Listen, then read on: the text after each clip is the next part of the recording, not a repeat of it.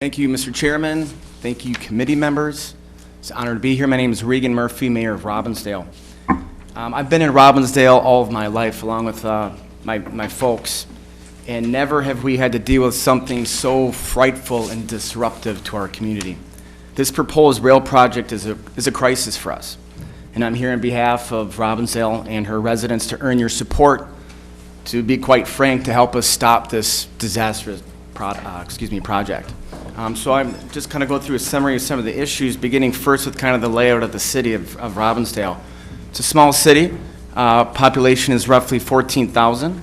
And looking at the map, you'll see 4 circles, and each of those circles on the map represent at-grade rail crossings. Because of the topography of Robbinsdale, we are unable to do above or below grade, meaning when the train comes through, the proposed train, it'll affect all of these different intersections through our city. As John had mentioned, there's roughly 1 to 2 trains each day, never on the weekends. These trains are anywhere from 5 to 7 cars, and they clear all 3 downtown crossings in less than 1 minute. If the proposed rail connection were to go through, trains would be coming through 24/7 at lengths of up to a mile, which would take over, I think, 5 minutes for the train to clear each section. So this is a major change in rail services and has very significant negative impacts to our community. And a bare minimum, we ask that there is an environmental impact statement to identify the local safety and security hazards and then determine mitigation requirements. One other thing to note, the second circle down is County Road 9, probably our busiest intersection. 1,500 vehicles per day travel this intersection. That does not include the pedestrians, the children, mine included.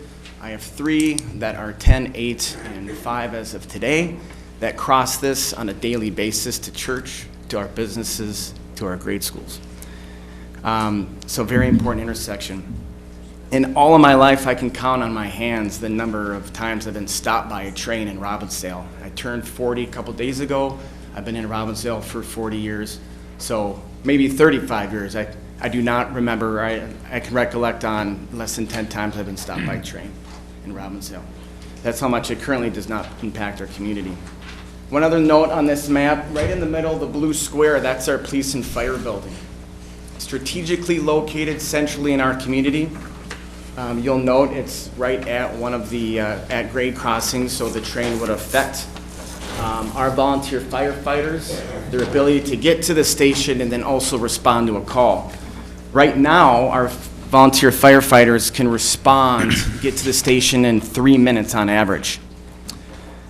This would increase to 8 minutes if they encountered a mile-long train. This does not include all the traffic congestion caused by a 6-minute road closure, which at peak would stop traffic movement in all of downtown and block access all around their police and fire building. This map is a good depiction of our downtown area, which is highlighted in yellow. Again, the circles are at-grade crossings, and the non-highlighted areas is primarily residential. Our authentic downtown, for those that have been to Robbinsdale, know it defines us. It defines who we are as a community. It's the character of our city, and it's a way of life for us. Next to our residents, downtown Robbinsdale is our biggest asset.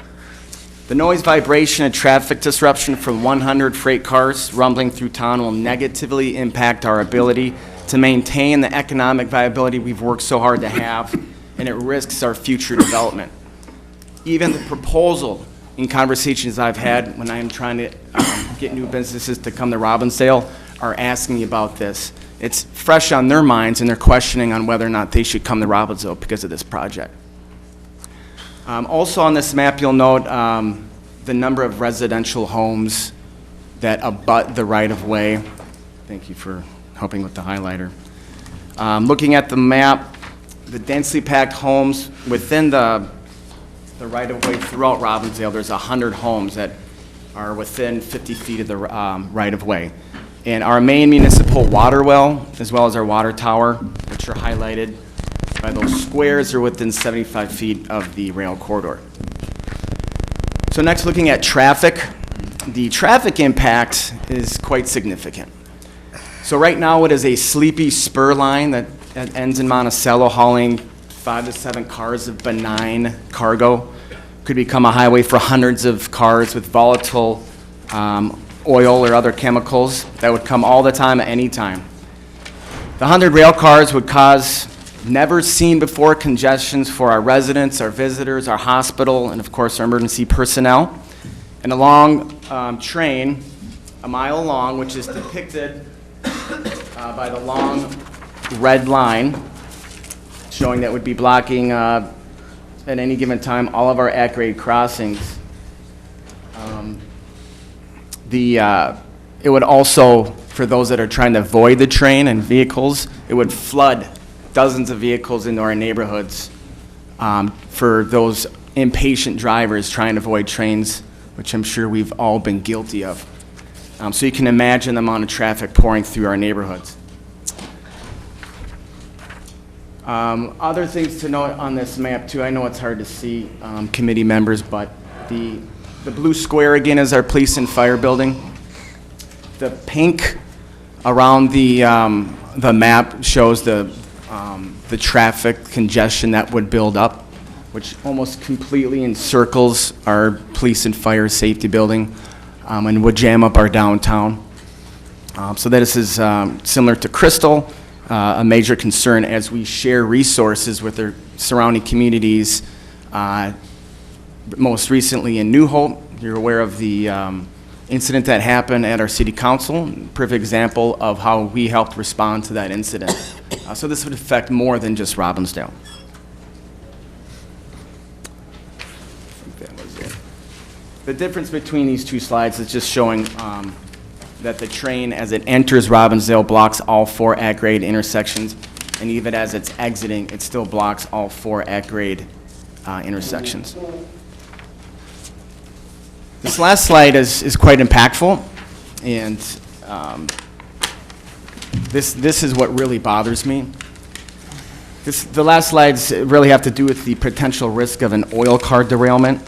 So the large circle superimposed on this map represents the blast radius that happened in 2013 with the Quebec explosion caused by the derailment of oil cars. Granted, this is a worst-case scenario, but it's a real threat if this project moves forward. My home, my church, my children's school, my neighbors, and the lifeblood of our community are all within this impact zone. That's the dotted line represents just the impact zone carried out through the rail corridor. But today, we have an opportunity to try and prevent this from happening. So in closing, as an elected official, responsible for the well-being of Robbinsdale, our residents, I ask that you please pass these 3 bills presented before you today to help us in Robbinsdale and our neighboring communities continue to prosper in our strong and vibrant cities, and of course in beautiful Robbinsdale. Thank you, Mr. Chair and committee members, for allowing me to speak. Thank you, Mayor Murphy.